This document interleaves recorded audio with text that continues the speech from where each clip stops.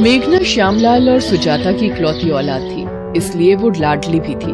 उसके पिता श्यामलाल किताबों की दुकान चलाते थे। मेघना भी अपनी पढ़ाई पूरी करके अब अपने पिता के साथ ही दुकान पर बैठती थी। मेघना बेटी, ला तेरे बालों में तेल लगा दूं? कितने दिन हुए तूने सिर की मालिश भी नहीं करवाई। लंबे बाल रखने का शौक है पर तेल भी तो लगाया कर। माँ, तुम हो ना मेरे बालों की देख रेख करने वाली, तो मुझे क्यों चिंता होने लगी? अच्छा, ससुराल चली जाएगी तो खुद से ही अपने सारे काम करने होंगे तुझे। क्या माँ, मैं तो वहाँ भी तुम्हें ही ले जाऊंगी। अगले दिन मेघना के पिता दुकान की किताबें और स्टेशनरी खरीदने बड़े बाजार चले जाते हैं। मेघना दुकान पर बैठी होती है। जी, मुझे एक फाइल मिलेगी, बड़ी ऑफिस फाइल। जी, ये 60 रुपए और ये 80 रुपए वाली है। ये 80 रुपए वाली दे दीजिए। ये इस तरह से पेपर नहीं लग पाएंगे, रुकिए मैं आपको पेपर पंचिंग मशीन देती हूँ। थैंक यू वेरी मच, वरना कोई इतनी मदद नहीं करता। वैसे मेरा नाम राजीव है, क्या आपका नाम जान सकता हूँ? जी, मेरा नाम मेघना है। धीरे धीरे मेघना और राजीव दोस्त बन गए और अक्सर एक दूसरे को वक्त देने लगे। और फिर एक दिन, मेघना, विल यू मैरी मी? हाँ राजीव, मैं भी आपसे बहुत प्यार करती हूँ। राजीव और मेघना अपने परिवारों में बात करते हैं और दोनों की शादी हो जाती है। मेघना अपने ससुराल आती है। राजीव के परिवार में राजीव के अलावा उसके माता पिता और छोटे भाई बहन थे। रिचा, अपनी भाभी को कमरे में ले जा। जी क्या? मैं अभी और इसी वक्त आता हूँ। अच्छा रुकिए, मैं आता हूँ। राजीव, अभी इस वक्त कहाँ निकल रहे हो? बेटा, आज तो तुम्हारी शादी हुई है और बहू को यूँ अकेले छोड़कर जाना जरूरी है क्या? माँ, ऑफिस में कुछ वर्कर्स दंगे पर उतर आए हैं, तो मेरे बॉस ने मुझे अर्जेंट बुलाया है। अब नौकरी में तो ऐसा ही होता है ना माँ, मुझे जाना होगा। मैं मेघना को समझा दूंगा, वो समझदार है। मेघना, मुझे थोड़ी देर के लिए ऑफिस जाना होगा। वर्कर्स स्ट्राइक करके ऑफिस में अपनी मांगों को लेकर तोड़फोड़ कर रहे हैं।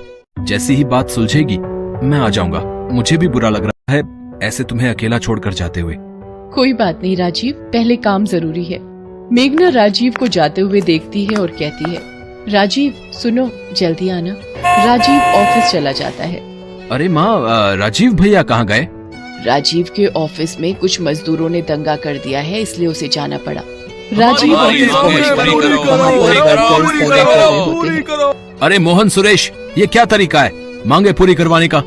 इसे मारो, सबसे पहले तो ये मालिक का चहेता है, इसे ही मारो मारो मारो।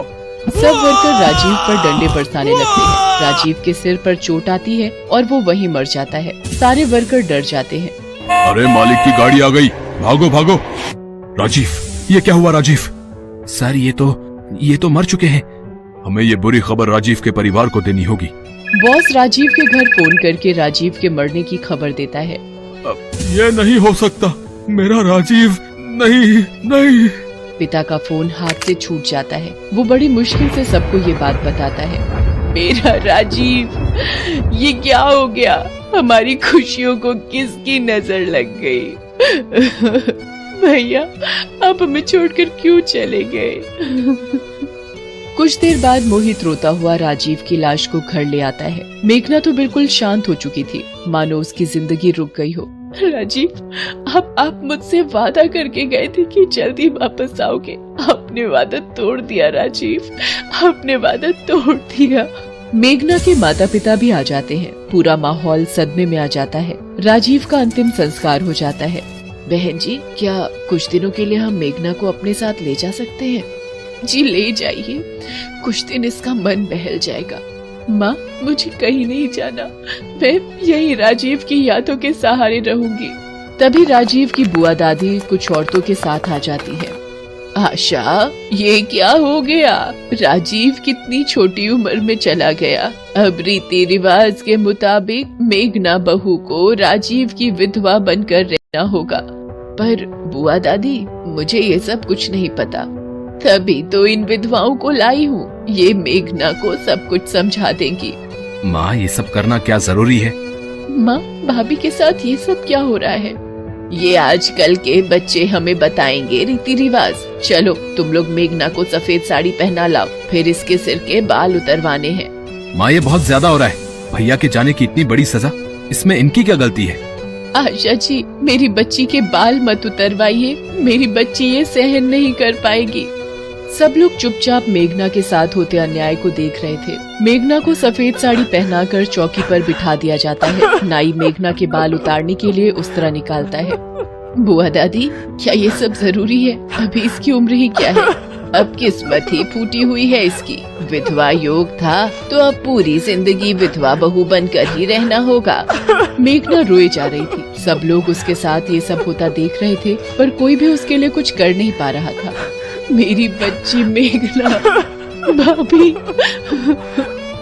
मेघना बिल्कुल मायूस हो चुकी थी। उसके आंसू सूख रहे थे। उसकी किस्मत का फैसला भगवान के हाथ में था। तभी मोहित तेजी से मेघना की तरफ जाता है और उसका हाथ पकड़कर घर के मंदिर की तरफ ले जाता है और मंदिर में रखे सिंदूर को मेघना की मांग में भर देता है। सब लोग हैरान रह जाते हैं। ये क्या अनर्थ कर दिया इस लड़के ने? विधवा बहू से शादी कर ली। चलो चलो यहाँ से, कैसे पापियों का घर है। मेघना मोहित को चाटा लगा देती है और कमरे में जाकर फूट फूट कर रोने लगती है। आशा, कहीं न कहीं मोहित ने जो किया है वो ठीक ही तो है। मेघना से शादी करके मोहित ने मेघना की जिंदगी में फिर से रंग भर दिए हैं। अभी उस बेचारी ने देखा ही क्या है। शायद आप ठीक कह रहे हो जी। हम भी तो ये सोच सकते थे, पर पुराने रीति रिवाजों के पल्ले में बंधकर आज एक बहू के साथ अन्याय कर रहे थे। मेघना, मेरी बच्ची, मैं जानती हूँ राजीव की यादें तुम नहीं भुला सकती, पर तुम्हें इस हालत में देखकर राजीव की आत्मा भी दुखी होगी। सब लोग मिलकर मेघना को समझाते हैं और मोहित के फैसले की सराहना करते हैं। मेघना की जिंदगी में फिर से एक बार रंग भर जाते हैं। एक विधवा बहू की शादी करके खुशियाँ मेघना की जिंदगी में फिर से दस्तक देती हैं।